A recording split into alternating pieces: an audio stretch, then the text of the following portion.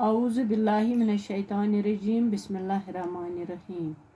Assalamu alaikum wa rahmatullahi wa barakatuhu. My dear students, myself Hamida Akhtar, your science teacher. Hope you all are fine by the grace of Almighty.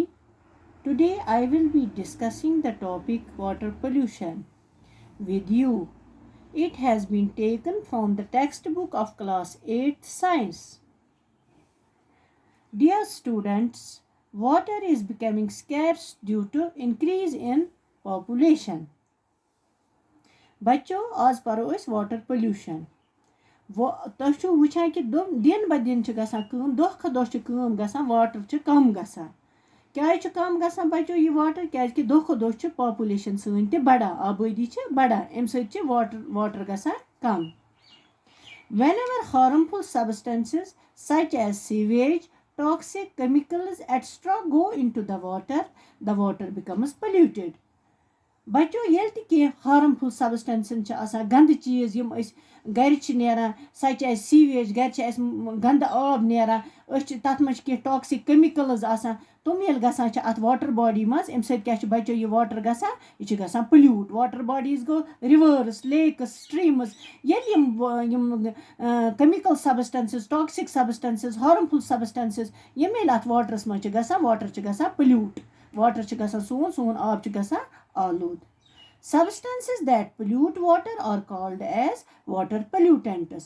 बच्चों यम substances यम जन सनिस यथ आबस आलूद करा इन सबस्टेंसन क्या one pollutants यथ मज मे वो toxic chemicals harmful substances in one बच्चों pollutants. One हमो बह बच्चों तह पिक्चर मज तुम वो यह पिक्चर अत मज कत वेस्ट प्रोडक्ट्स आम त्रान अत वाटर बॉडी मज पॉलिथीन प्लास्टिक खंच अम ससान सोन यह आब आलूद.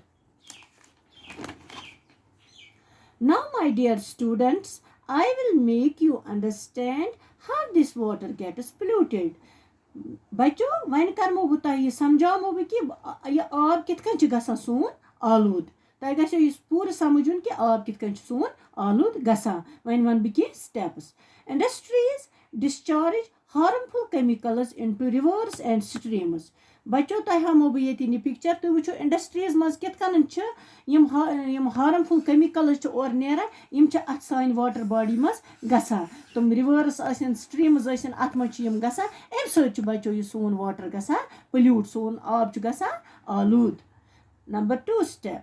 Large quantities of garbage are thrown into water bodies. One वो वो तुम बच्चों ये पिक्चर मज अस क्या करान यह अस गर गार्बेज नेरान बनस्बती त्रावान सह डस्टबिन पे तुलान तुम डस्टबिन गसान दुनी वाटर बॉडीजन मज. तुम वो ये शक्ल मज अस कोता त्रोमुत अत मज यह गंदगी कसा अम सत वाटर पोल्यूशन बच्चों गसान. Disposal of untreated sewage, dead bodies, etc. into water bodies. बे क्या बच्चों करा अस गंद आब गर सीवेज नेरान अनट्रीटेड वन ट्रीट कोर्मुत कि अत कह ट्रीटमेंट कर्म सोदी त्रावान इन वाटर बॉडीजन मज या डेड बॉडीज जानवर मरान या कि तुम दिवान अथ आबस मज दरित यम सत जन सोन आब बच्चों आलूद गसान. Hotels dispose of their wastes in water bodies, for example, Dal Lake. बच्चों तुम वुचान ये शक्ल मज ये मो बह होटल हूँ हावान तुम वो अत होटलस मज वेस्ट प्रोडक्ट्स ये अत सीवेज नेरान तुम दिवान अत वाटर बॉडी मज दरित. फॉर एग्जाम्पल बच्चों तुम वो श्रीनगर डल झील तुम वो सह गोमुत सोरे आलूद. सह क्या गोमुत बच्चों आलूद क्या तथ सनिस डल लेकस अंद अंद होटल ये तिमन सीवेज तक नेरान तम सोरे त्रावान अत डल लेकस मज यम सत सोन डल लेक गोमुत pollute. Disposal of human excreta in rivers and streams. यम ह्यूमन एक्सक्रीटा बच्चों यम इंसानस मज गंद मवाद नेरान वेस्ट प्रोडक्ट्स नेरान तुम कोकुन दिवान तिहद रुख तरान अमने रिवरन तो अमने स्ट्रीमन कुन अम सत बच्चों सान वाटर बॉडीज पोल्यूट गसान. Now we will discuss how water is purified. वन वो परो कि अगर वह अस आब कोर खराब मगर यह कित करो वो बच्चों प्यूरिफाई साफ कित करो पन आब. Water which is suitable for drinking is called as potable water. बच्चों युस आब अस चन खतर मुफीद साफ युस अस चेत हेको तथ क्या वाटर वनान बच्चों तथ वनान potable water. Potable water. Boiling kills the germs present in the water.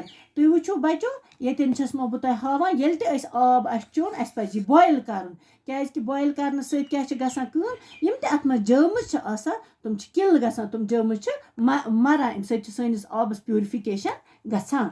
Filters are used in our homes to clean water. बच्चों तुम वुचान ये शक्ल मज गर तम फिल्टर्स वाटर प्यूरिफायर गर करान तुम यूज आरो तम सम गसान बच्चों तम सोन वाटर फिल्टर गसान यह प्यूरिफाई गसान यह बनान क्लीन वाटर उस पत चेत हेकान. Chlorination chemical method is used for purifying method. बच्चों तुम वुचान शक्ल मज टेबलेट तुम वुचान क्लोरीन टेबलेट्स फंक्शन क्या जर्म्स करान किल. क्लोरीन टेबलेट्स आबस मज जर्म्स करान किल यम ते प्यूरिफाइंग मेथड खतर यूज करान. We will discuss about some measures to restrict or reduce water pollution. बच्चों वन करो डिस्कस कत बारस मज कित कन निमो तुम मेजर्स यम सत कम हेको यह वाटर पोल्यूशन करित रुकैत हेको कि सोन यह आब गोस न आलूद गसन कहीं. Polluted water should not be disposed of directly into rivers and lakes. बच्चों युस ऐसी polluted water छ आसा युस ऐसी गंदा आब छ आसा यह पज न सोदुई करन डिस्पोज रिवरन कुन कि लेकन कुन पज न दरियावन कुन पज न त्राउन कहीं.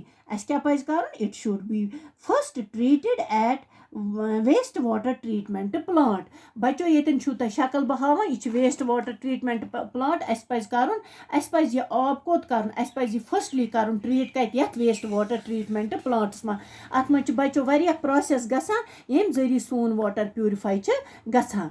पत हेको अतन प्यूरिफाई यह वाटर गो अस हेको यह पत फर्दर पर्पज खतर यूज कर एग्रीकल्चर खतर हेको यूज कर बे कुन खतर हेको यूज कर. Reduce, recycle, reduce, reuse, recycle. बच्चों वन बह तह अख slogan reduce, recycle, reuse, recycle. Reduce गो अस पज आब कर कम खर्च अस पज आब बचाउन. reuse गो अगर अस बचो बाथरूमस मज ब्रश करान या कह स्रान करान या कह एक्टिविटी करान अगर अस सो आब रस कुन मज बचावो अगर न सो चेत हेको कि अस हेको सो आब पन्न एग्रीकल्चर यूजन मज निबर कन किचन गार्डन या गमल अस हेको तमन मज सो रीयूज कर. तमुक मतलब गो रीयूज गो ती. बा गो रिसाइकल गो बचो ये मे होमो तह वाटर ट्रीटमेंट प्लांट अगर अस सीवेज वाटर अस पज सह कर ये वाटर ट्रीटमेंट प्लांट्स मज पज अस तथ ट्रीटमेंट करें पत अगर न सह चमो कह मगर एट लीस्ट एग्रीकल्चर या इरिगेशन पर्पज खतर हेको सह बचो रीयूज कर. This is the end of my today's video lecture. Hope you all understood it. Thank you.